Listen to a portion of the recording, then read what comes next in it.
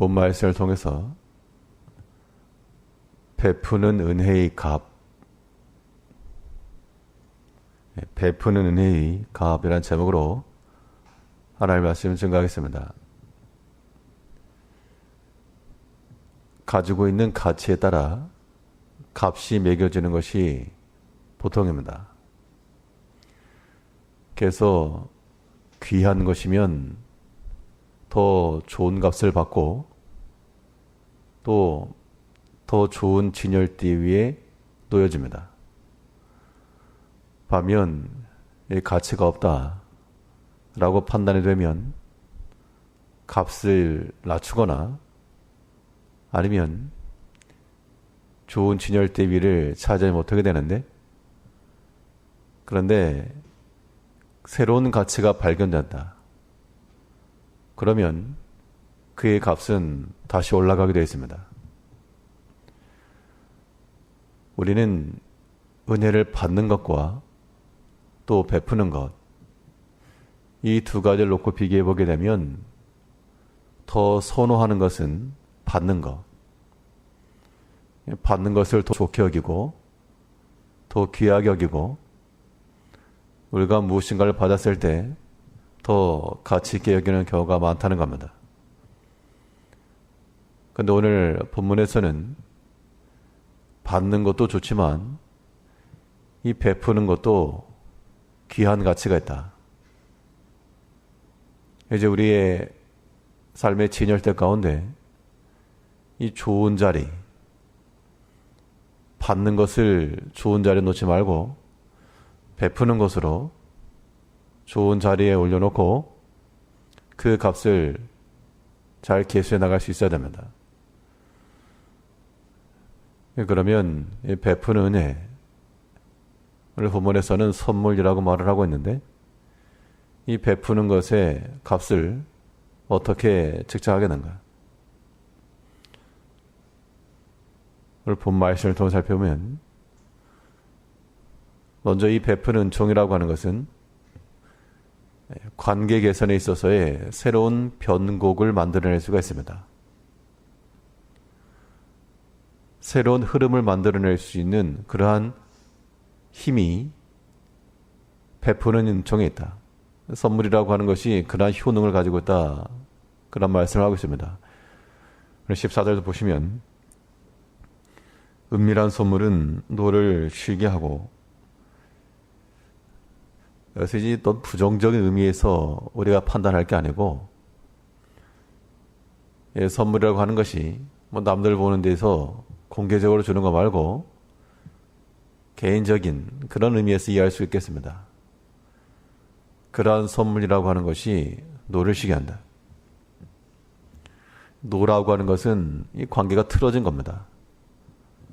무엇인가 있어서 오해가 발생을 했고 혹은 불편함이 있는 것인데 거기에 베푸는 은총이 들어가니까 이 노가 쉬어지고 맹렬한 분이 그쳐지는 그런 일이 가능하다. 사람이 관계 개선을 위해서 노력을 많이 하는데 그 가운데 좋은 방법 하나가 베푸는 것이 있다는 겁니다.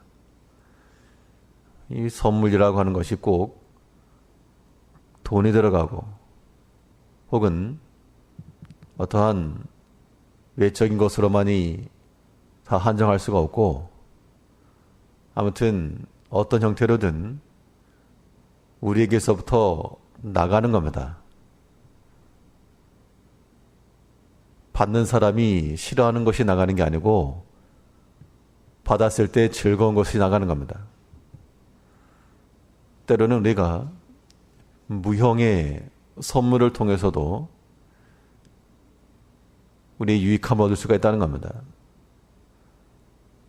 우리의 말 한마디를 통해서나 혹은 행동 하나를 통해서나 그것이 하나의 베푸는 선물이 되어서 그 마음에 평안을 주고 분을 쉬게 하고 노를 그치게 할 수 있는 그러한 가치가 있어야 된다.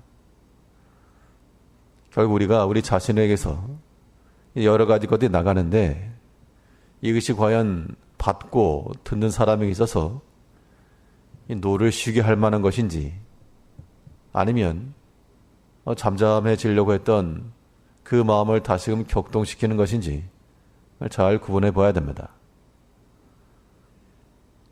그런데 이렇게 베푸는 은총은 때로는 관계성 속에서 새로움을 만들어낼 수가 있다. 우리가 이러한 가치를 알고 잘 활용할 줄 아는 것도 지혜라고 하는 겁니다. 유형적으로나 무형적으로나 우리에게서 베풀기를 힘쓰는, 또 이 베푸는 것으로 즐거워하는 우리가 되어야 되겠고, 단지 주는 것으로만 다가 아니라 받는 것에 대한 입장까지, 이것을 받는 사람의 마음까지라도 헤아려 볼 줄 아는 것, 이것이 값 없는 은혜의 값이 되는 겁니다. 우리는 값 없이 베풀었을지라도, 혹은 하나의 값을 가지고 베풀었을지라도 이것이 2배가 될 수가 있고 더 큰 가치가 될 수 있다는 겁니다. 우리는 항상 받는 것에 익숙하고 받는 것으로 즐거워하는데, 이제 우린 관점을 바꿔서 이 베푸는 것에 대한 큰 가치를 깨닫고, 때로는 어떤 개선이 필요한 곳에 있어서 이러한 베푸는 은총의 효능을 지혜롭게 활용할 줄 아는 그러한 삶의 지혜가 필요할 것입니다.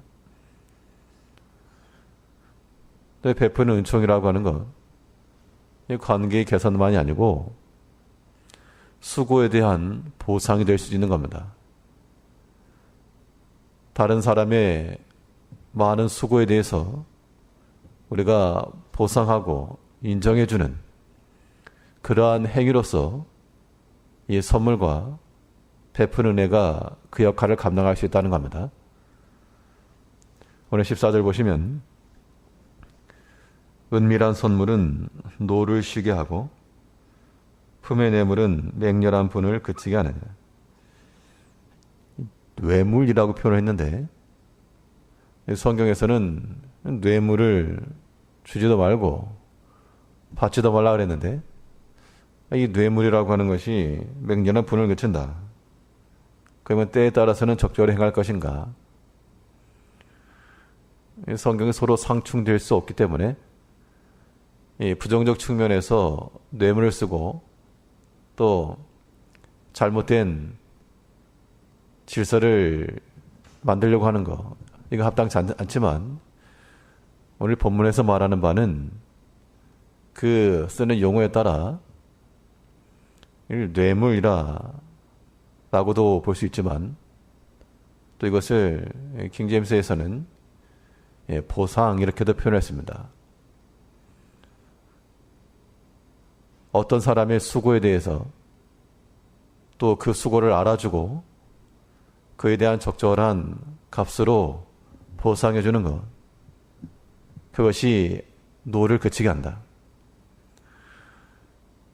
특별히 그 하나님의 교회에서 우리가 수고하고 봉사할 때에는 특별한 값을 받거나 그런 거 없이 다 수고하십니다.